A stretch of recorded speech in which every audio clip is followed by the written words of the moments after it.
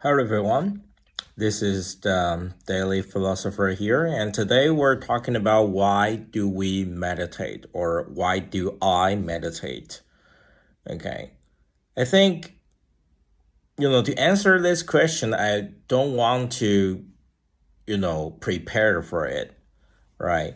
So I didn't prepare for a script or something that I wanted to say. I just say whatever comes to my mind about this topic. Okay. So basically, I would say the reason to meditate for me is to get into contact with the truth, right? Or whatever is the most honest way of living, right?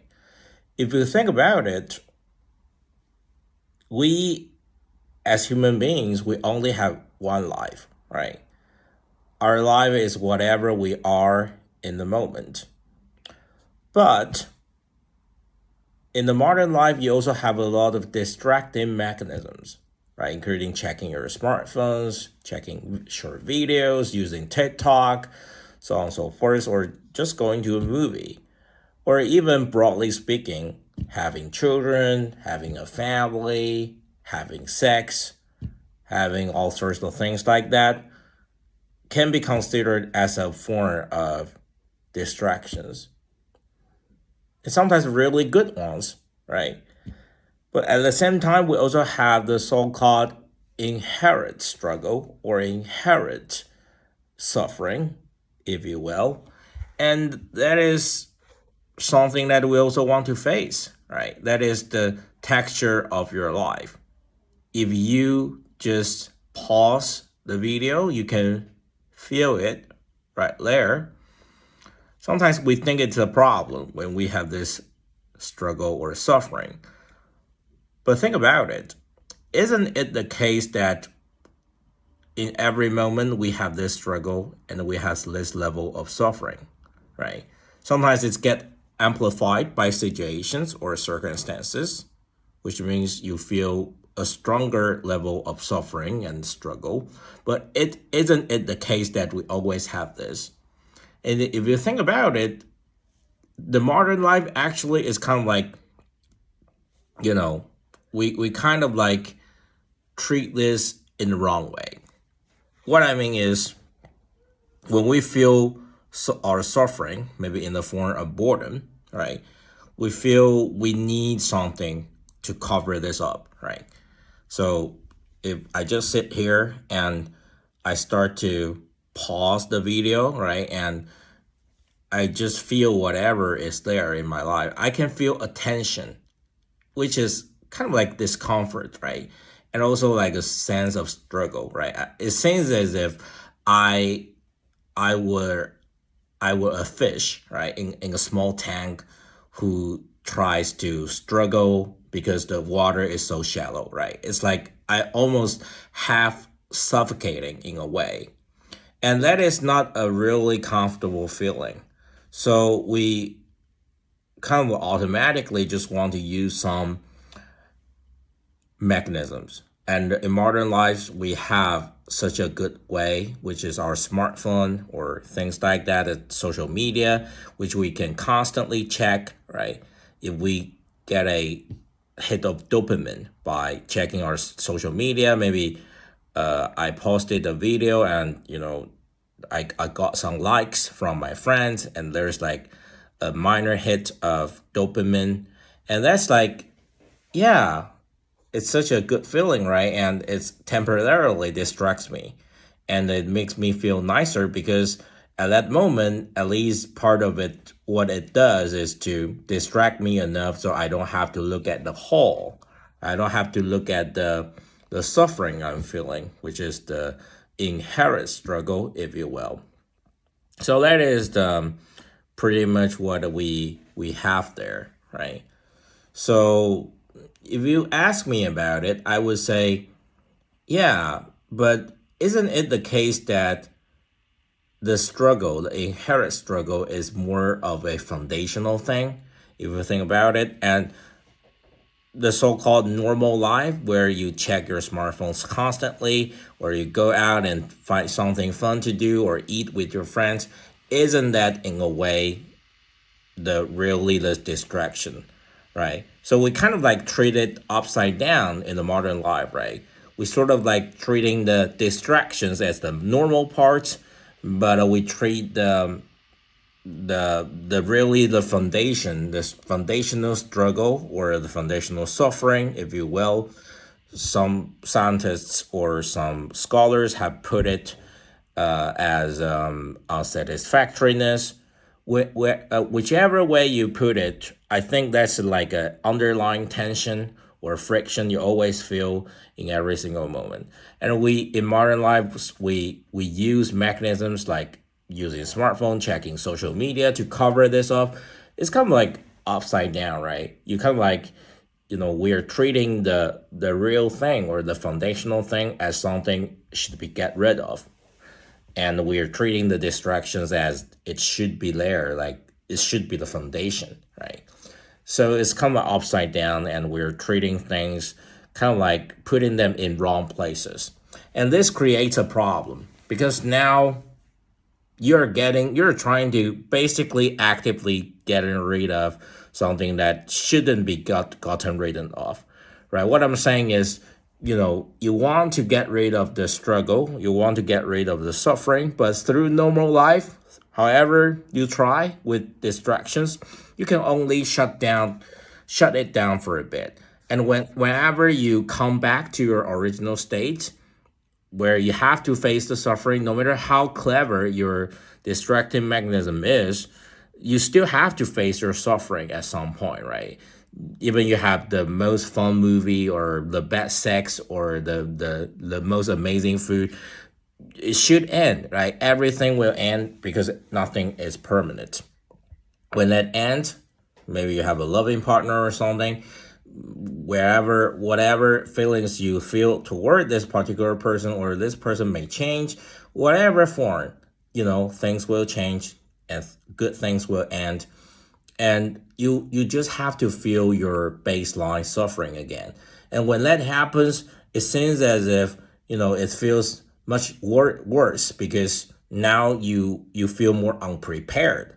Because if you constantly do something like meditating, so that's why we do meditation, so it's related to the topic here. We do meditation, or we meditate because this helps us keep constant contact with the baseline suffering. Well, that might sound like torturing, but it actually is the more sane way of living your life, because now you're really getting in touch with the truth, right? Instead of using some distraction mechanism to cover it up.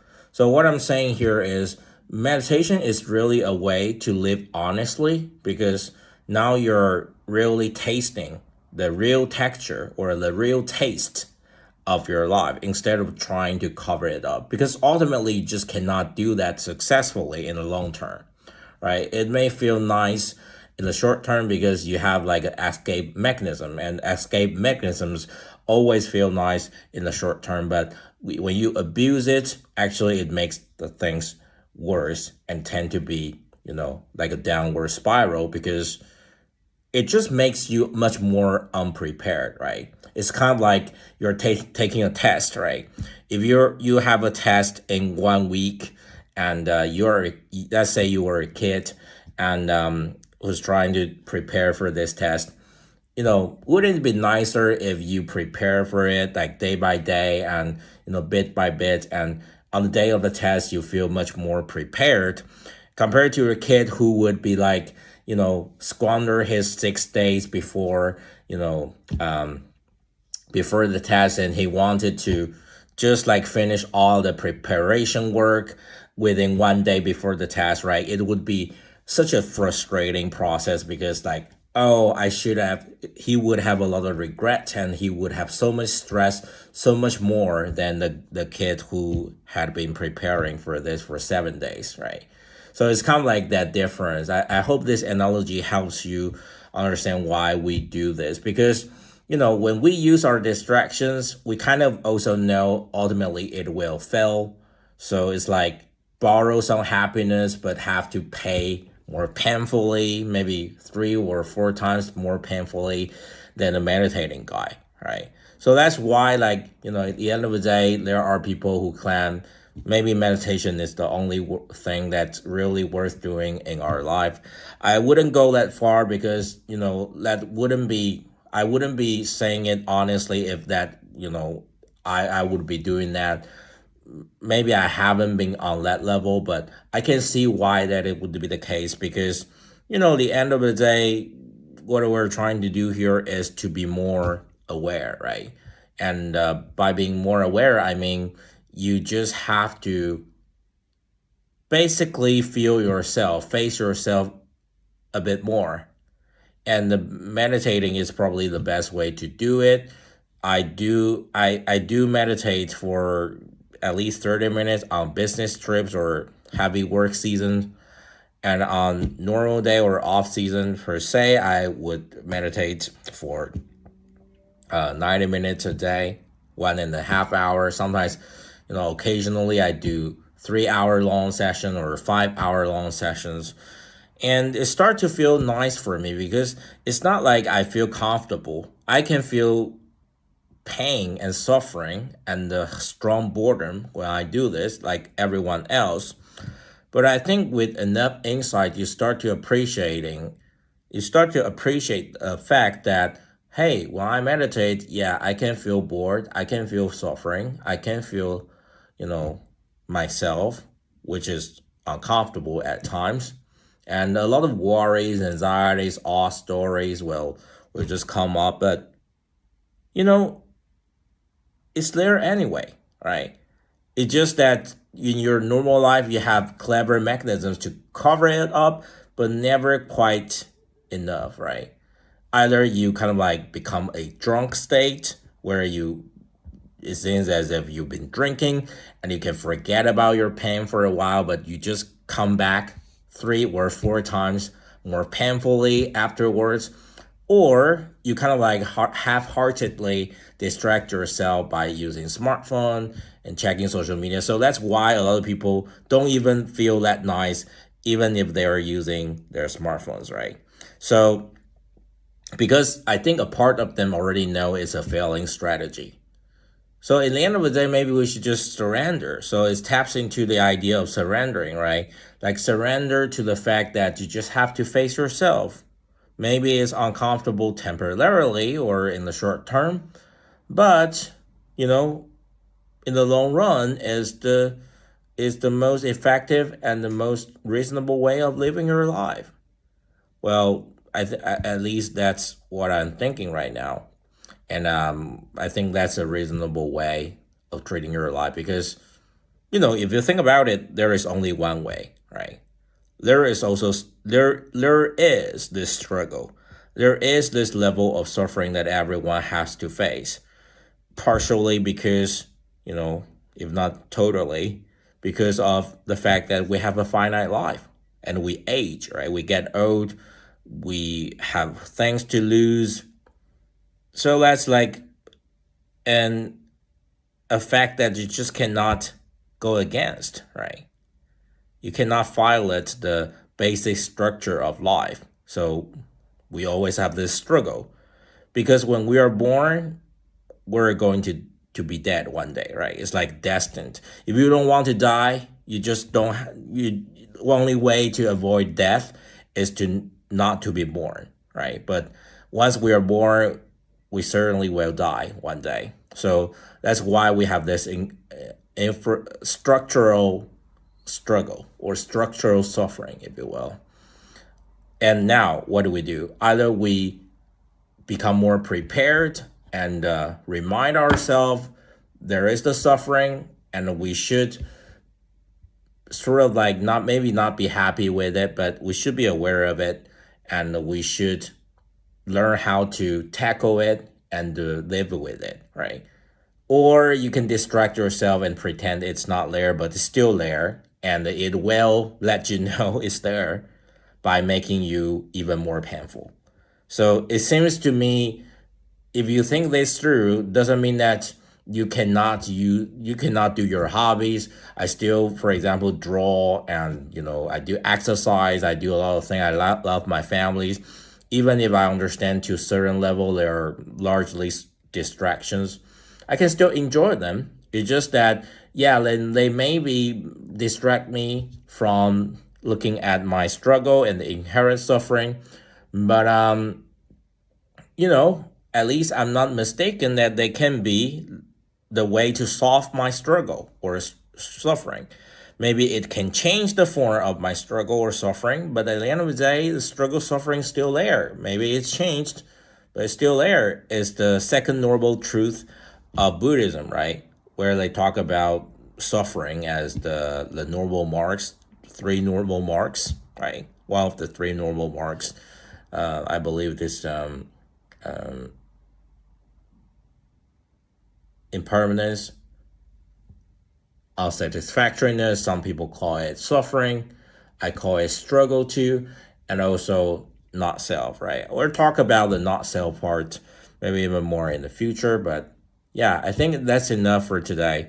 So in the end, what I wanted to say here is, you know, just become more aware. And if you want to do it more systematically, because I do think it's important to do it more systematically, it's a more approachable way of becoming more aware for human beings, because as human beings, I think we're really good at it's much better for us to have this ritual than not, because it's otherwise it would be really irregular. So try to meditate. I think at least 30 minutes would be nice. I try to meditate a bit more because it's really worthwhile for us to do.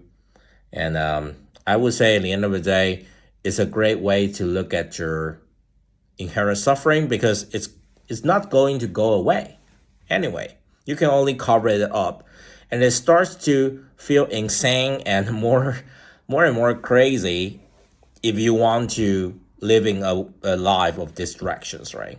It seems as if